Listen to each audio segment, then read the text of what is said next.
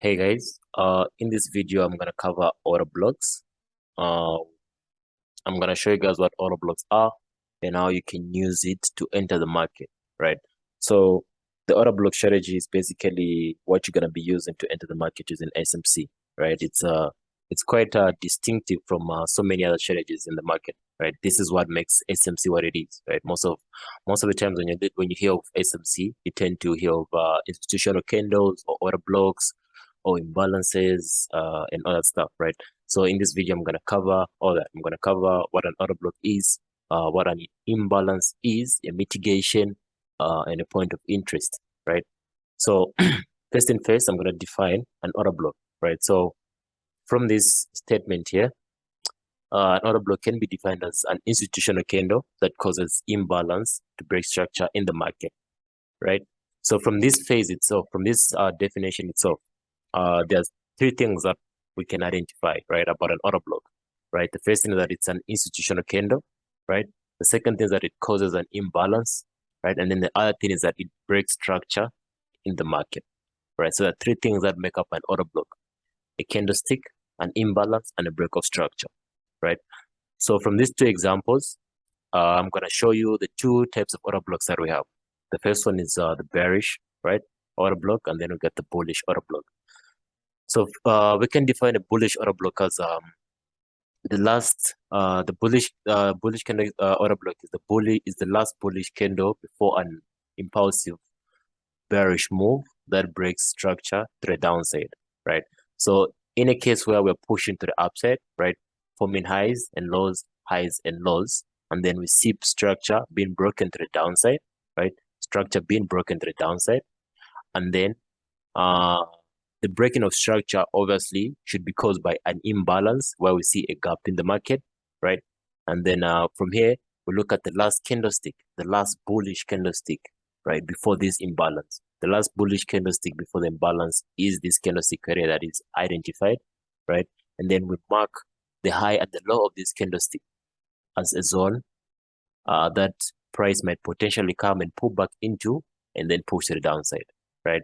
So whenever we see structure being broken, whether to the upside or the downside, we look for whether price was caused by an imbalance. We try to find an imbalance, right, between the break of structure and the last candle, right? And then we identify the highs and the lows of the candle as a zone. So when you do identify the when you identify the imbalance and you also identify the candlestick, right? You're able to define the zone that price might potentially come to and continue to the downside or upside depending on the trend. The zone that you identify is what we call a point of interest, right? That's going to be our point of interest. So the order block is identified, a bullish order block will be then identified as a supply zone, because the reason why it's identified as a supply zone is this is when we tend to see sellers coming into the market, right? So the last candle before sellers push into the market is going to be our point of interest, going to be the point of reference where we notice sellers coming into the market heavily. Hence, it's also be identified as a supply zone, right? So the same thing with the bearish candlestick, right? With the bearish order block, I mean. So with the bearish order block, it's the last bearish candle before an impulsive move to the upside that breaks structure, right? That breaks structure, leaving an imbalance before it breaks structure, right? Leaving an imbalance breaks structure, and the imbalance comes to be mitigated, right? So with imbalances, I've covered a whole specific topic lesson on imbalances, but basically just to run your own imbalances. Imbalances are inefficiencies that we tend to see in the market. There are gaps that we tend to see in the market. So an order block causes the imbalance, right? Causes an imbalance in the market, and then we tend to see a mitigation where they come to fill up the imbalance, right? So price comes to fill up the imbalance. After filling up the imbalance, touches the order block and then pushes to the upside, right? So there are about three major things that you have to look out for. The first one is price, is the candlestick, right? The last candlestick. And then I did make sure that there's a break of structure, a proper break of structure, and then make sure that there's an imbalance that has been printed before the break of structure. That will be definitely come to be mitigated. So imbalances basically attract price to come back and fill up the gap, right? So we tend to see a lot of pressure pushing coming into the market, breaking structure. And then once that is done, right? You see the smart money guys come to fill up the imbalance, right? The inefficiency that they left behind, they fill up the inefficiency, grab the liquidity there, and then push to the upside or to the downside, right? So these are order blocks from our reversal examples, right? Because here we're in a downtrend and then we broke structure to the upside, right? And then we pushed in a bullish sense, and then here we're in a bullish market, right? We see price get there, break structure. We look for the last candlestick identified as a point of interest supply zone. Price comes to mitigate the imbalance in between, tapping into the order block and then pushing to the downside, right? So these are the three characteristics that you have to look out for. Break of structure, right? You have to look out for break of structure. Make sure an imbalance has been printed, right? And then look for the last candlestick, and then draw a zone from it, and then look for price to come into that zone, and you place your orders as price enters the zone, right? So that's how you trade. That's how you enter the market using order block. So at this point, if price was gonna come, if price was gonna come to my zone, right, I'd simply just place my order right there, put my stops above the high of the order block, right, and set my target, something like that. So this is how I'll draw my my entry setup of this order block. The same thing as the bearish order block, right? So you just have to make sure you look for these three major things. Once you identify these three major things and make sure price is in confluence with market structure, right? So for instance, if let's say we're pushing to the downside, it's a continuation because this is a reversal. If we're pushing to the downside, this is gonna be our example right here, right? If we're pushing to the downside, what happens is that we're gonna identify structure, right? We're gonna identify structure, which is the highs, right? The highs, the lows, the highs, right? And the lows. So we identify that, oh, price made a low, right? Price comes and breaks past this low, breaks structure there, goes straight into a zone. We identify the last candlestick, right? We identify the last candlestick where price comes into this zone, right? Taps into the zone and then pushes to the downside. So this is for continuation. So during continuation, we identify price structure, making highs, lows, right? This break of structure right here, we look for a candlestick within this zone, right? It can be here. It's not always going to be the initial candlestick, right? It can be this one. It can be a candlestick here, but it should cause an imbalance, meaning that there should be an imbalance before this candle and break of structure, right? So on the middle of this candle and break of structure, there should be an imbalance that will be targeted to be filled up, and then price comes towards this zone, then pushes the downside, right? So this is for a continuation setup. The same thing when you are in a bearish market, right? When you're in a bearish market, we see price making highs, lows, price breaks structure to the upside. At this point, we look for an order block, right? So if we identify an order block, the last selling candle before the bullish move, right? We identify that as our zone, right? Make sure we identify imbalance also. Price comes to fill up the imbalance and then pushes to the upside, right? So this is how we trade continuation on order blocks. Now I'm going to go through a couple of examples. I'm going to go through a couple of examples for you guys to show you how you can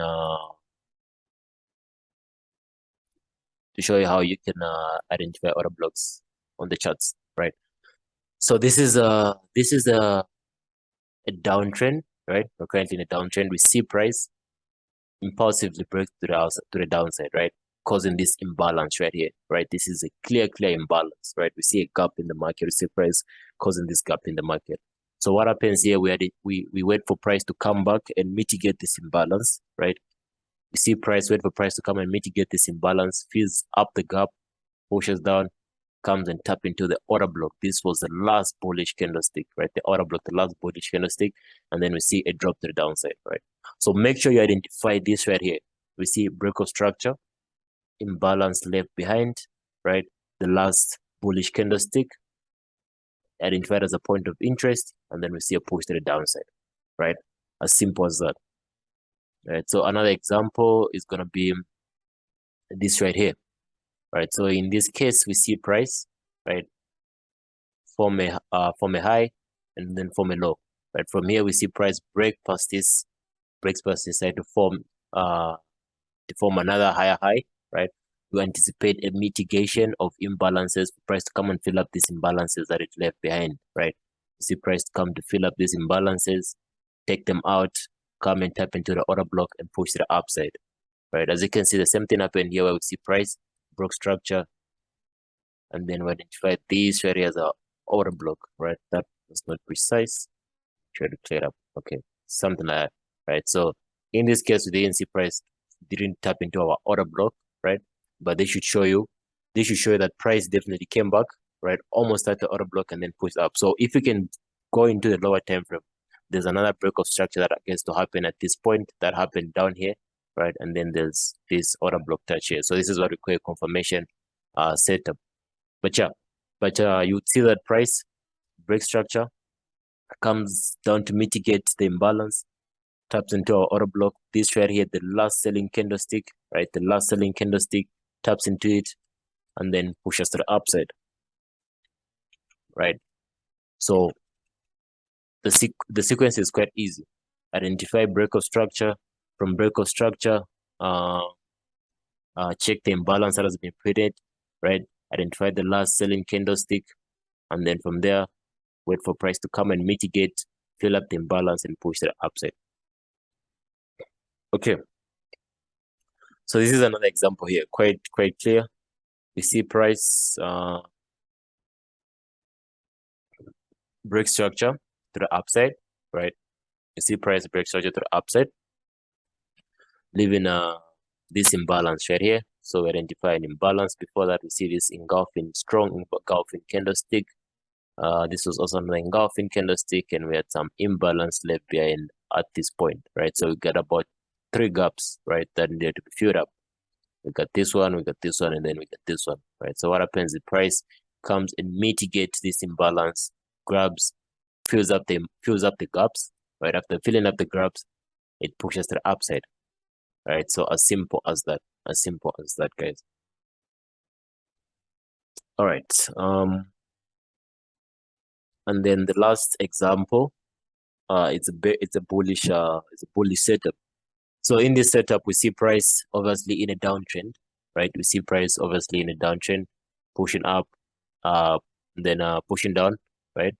Forming a low, going for a high, and then eventually comes and breaks structure here, goes for another high, pushes down, right? So we identify the 3 setups, right? The 3 setups. The first one is a candlestick, the last candlestick before the strong bearish move to the downside, right?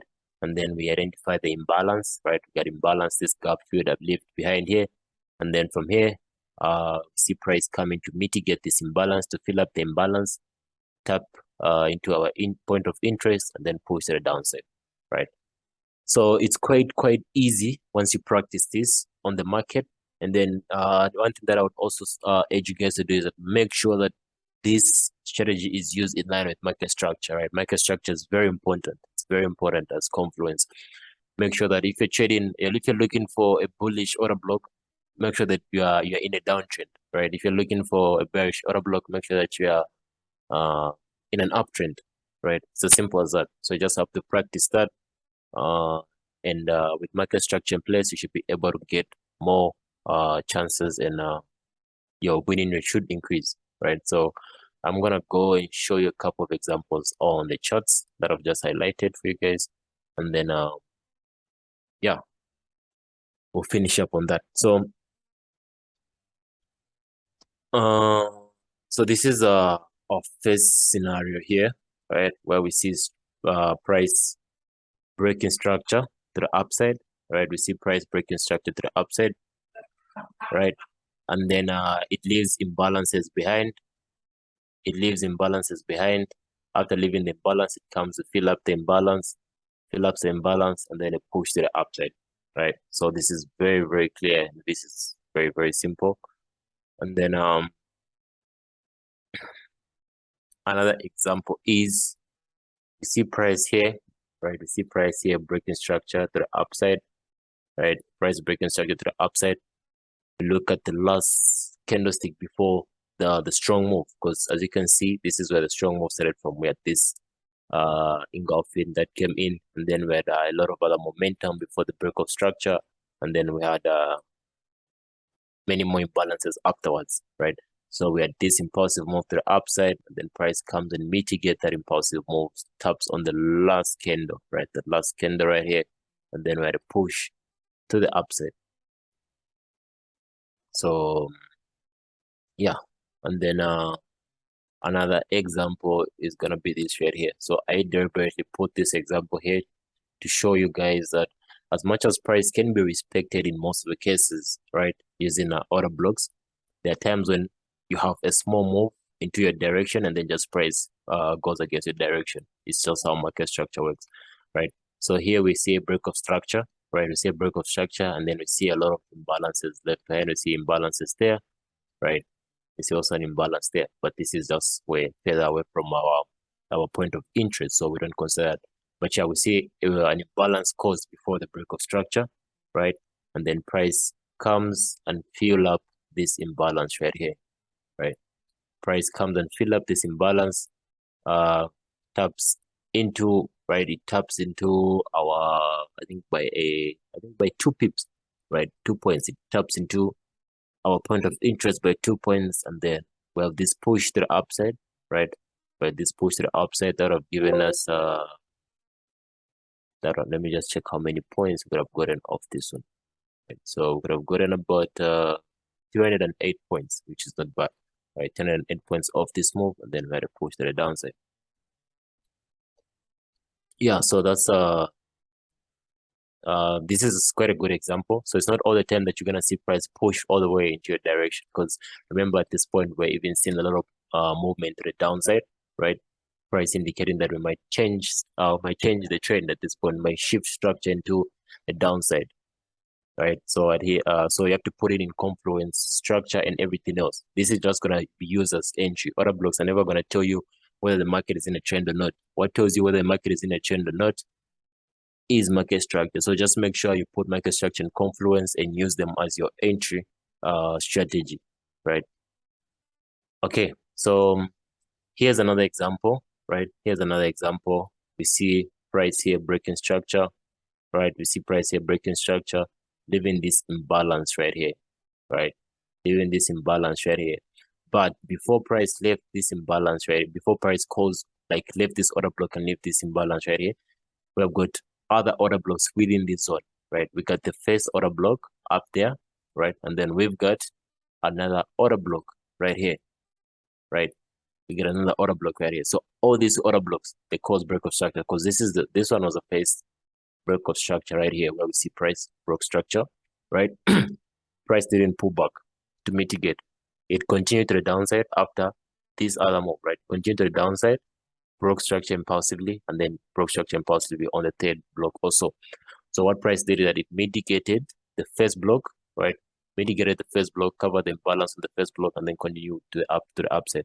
So one thing that you have to note, guys, that price is not always gonna do what you want it to do, right? Price is gonna do its own thing. What you can do is just draw your parameters around price, which is identify what you can identify around price, and then wait for it to play out, right? So for instance, if we never had a block right here, and then price didn't come all the way to mitigate, let's say this was the only block that we had, I couldn't have entered the market. Price would just go. Like it's not a must that price has to come to your order block and then you push, right?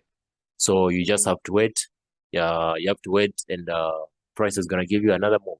As simple as that. There's nothing else you can do, right? There's no perfect outlook that you can get in terms of strategies. I say price is always gonna do this, blah blah blah blah blah blah blah. No, right? Price is gonna do it most of the times. Hence, we trade these strategies with the sense of probability and not certainty, right? We just draw probabilities around the strategies, right? So yeah, so we see price coming to the third block and then it pushes to the downside. The same thing happens here, right? We've got about 2 blocks that were formed, right? We've got this block that was printed, caused an imbalance, then we had another push to the downside, causing an imbalance, and the break of structure to the downside, right? So between these 2 other blocks, we had an imbalance to be filled right there. And then we got another imbalance to be filled up there, right? So we see price fill up the imbalance, tap into the block, and then push to the downside, right? Tap into the block and push to the downside. And then yeah, so those are the only examples that I prepared for you guys. But I would urge you to go into your charts, back test it, look for the blocks, try to identify as many blocks as you can, try to identify them on many time frames, right? I just showed you this on 1 hour time frame, but this is applied on all the time frames, right? You can go on all the time frames, try to back test them and check, right? So once you back test them, you'll be able to see which time frame is going to give you more order blocks, right? So yeah, go on the lower time frame, identify it on 30 minutes, 15 minutes, 5 minutes, 3 minutes, 1 minute if you want. And you'll see that most of the times you will get the block and you see price play according to your anticipation, right? So yeah, that's it on order blocks. And see you guys in the next lesson.